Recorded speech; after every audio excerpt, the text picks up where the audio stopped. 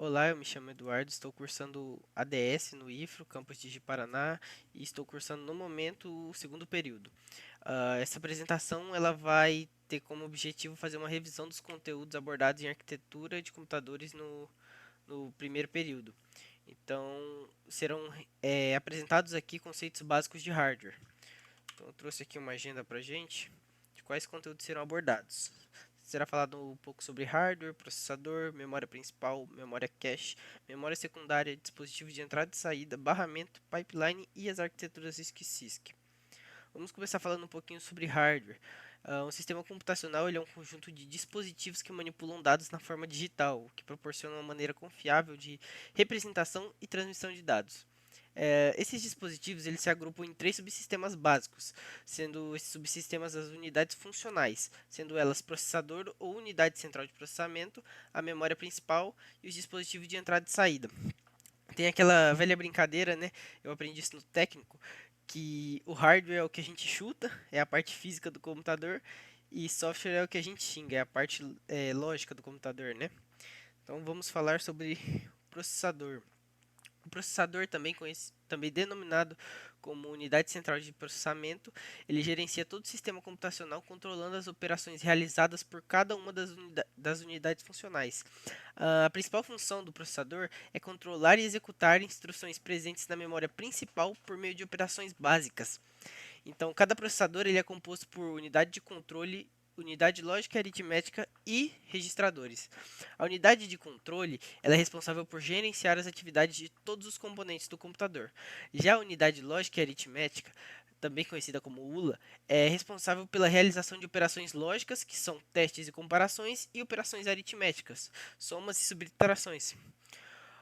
A sincronização de todas essas funções do processador ela é realizada através de um sinal clock. Este sinal ele é um pulso gerado ciclicamente que altera variáveis de estado do processador. Agora, os registradores eles são dispositivos com a função principal de armazenar dados temporariamente. O conjunto de registradores funciona como uma memória de alta velocidade interna do processador, porém com uma capacidade de armazenamento reduzida e custo maior que o da memória principal. Registradores de uso geral, eles podem ser manipulados diretamente por instruções, enquanto registradores de uso específicos são responsáveis por armazenar informações de controle do processador e do sistema operacional. Vale destacar dois registradores específicos. São eles o contador de instruções e o registrador de instruções. O contador de instruções ele contém o endereço da próxima instrução que o processador deve buscar e executar. Toda vez que que o processador busca uma nova instrução, esse registrador é atualizado com o endereço da memória da instrução seguinte a ser executada.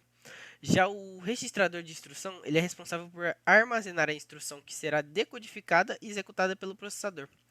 Vamos ver aí, então rapidinho o ciclo de busca do processador. Eu trouxe aqui as etapas. O ciclo de busca e instrução é a maneira pela qual o processador executa os programas armazenados na memória principal segundo os passos descritos a seguir, sendo eles o primeiro passo. O processador ele busca na memória principal a instrução armazenada no endereço indicado pelo contador de instruções e armazena no registrador de instruções. Então, o processador ele incrementa o contador de instruções para que o registrado contenha o endereço da próxima instrução. O processador decodifica a instrução armazenada no registrador de instruções. O quarto passo ele busca os operandos na memória, isso se houver. E por fim, o processador executa a instrução decodificada. Então, basicamente, é como a definição do contador de instruções, registrador de instruções. O processador busca na memória, através do endereço indicado pelo contador de instruções, para poder armazenar esse endereço no registrador de instruções, para que ele possa decodificar e assim executar a função. Enquanto o registrador de instruções faz isso, já é colocado o próximo endereço o próximo endereço armazenado no contador de instruções, porque daí a próxima função já vai ter um endereço armazenado lá dentro. Então, quando termina o quinto passo, é um processo que se repete novamente. Finalizando aqui, vamos falar agora da memória principal. A memória principal é o local onde são armazenados instruções e dados. A memória é composta por unidades de acesso chamadas células, sendo cada célula composta por um determinado número de bits. Bit é unidade básica da memória, ele pode assumir o valor lógico de 0 ou 1. O acesso ao conteúdo de uma célula é realizado através da especificação de um número chamado endereço. O endereço é uma referência única que podemos fazer a uma célula de memória. Quando um programa deseja ler ou escrever um dado em uma célula, deve primeiro especificar qual o endereço de memória desejado, para depois realizar a operação. A especificação do endereço é realizada pelo registrador de endereço de memória, também escrito aí no slide, o MAR, M-A-R. Outro registrador usado em operações com memória é o registrador de dados da memória, também escrito no slide, MBR. Esse registrador ele é utilizado para guardar o conteúdo de uma ou mais células da memória após uma operação de leitura ou para guardar o dado que será transferido para a memória em uma operação de gravação. Então, a especificação do endereço é feita pelo MAR e o MBR ele guarda o conteúdo da célula após uma operação de leitura ou quando ele vai precisar ser transferido para a memória em uma operação de gravação. Já a memória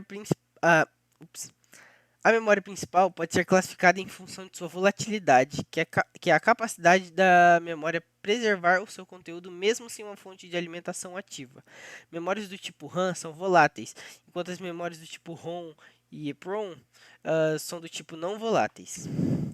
Vamos agora falar da memória cache. A memória cache é uma memória volátil de alta velocidade, porém com pequena capacidade de armazenamento, limitada por seu alto custo.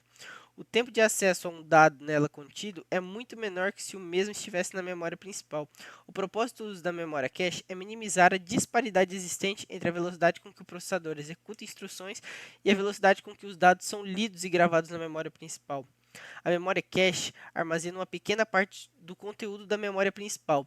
Toda vez que o processador faz a referência a um dado armazenado na memória, é verificado primeiramente se o mesmo encontra-se na memória cache. Caso o processador encontre o dado, não há necessidade de acessar a memória principal, diminuindo assim o tempo de acesso. Se a informação desejada não estiver presente na cache, o acesso à memória principal é obrigatório.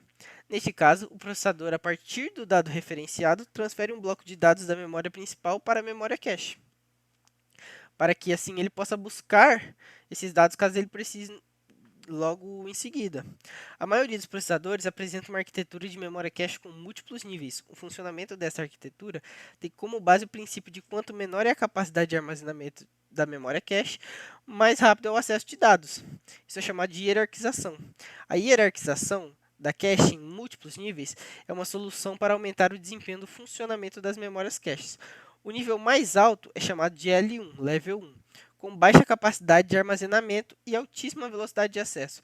Já o nível 2, chamado de L2, possui maior capacidade de armazenamento, porém com velocidade inferior ao L1. Quando a UCP necessita acessar a um dado da memória principal, o CP é a unidade de controle de processamento.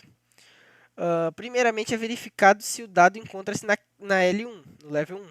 Caso não seja encontrado, ele vai para L2. Porém, caso seja encontrado, é obtido um excelente desempenho no acesso à informação. Então, ele funciona como uma pirâmide. Primeiro, ele vai no topo da pirâmide. Se estiver lá, é ótimo, foi o melhor resultado possível. Senão, ele vai descendo degrau por degrau até ele encontrar a informação que ele precisa.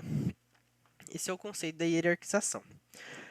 Vamos falar da memória secundária. A memória secundária é um meio permanente, isto é, não volátil, de armazenamento de programas e dados. Enquanto a memória principal precisa estar energizada para manter suas informações, a memória secundária não precisa de alimentação. O acesso à memória secundária é lento, se comparado ao acesso com a memória principal. Porém, seu custo é baixo e sua capacidade de armazenamento é bem superior. Vamos falar então dos dispositivos de entrada e saída. Os dispositivos de entrada e saída são utilizados para permitir a comunicação entre o sistema computacional e o mundo externo e podem ser divididos em duas categorias: os que são utilizados como memória secundária e os que servem para a interface usuário-máquina. Os dispositivos utilizados como memória secundária, ele é o quê? Aquele HD que você deixa de fora do computador, a fita magnética e entre outros. Eles caracterizam-se por ter a capacidade de armazenamento bastante superior ao da memória principal. Por exemplo, quando você tem 15 GB de RAM, porém você tem 1 TB no seu HD.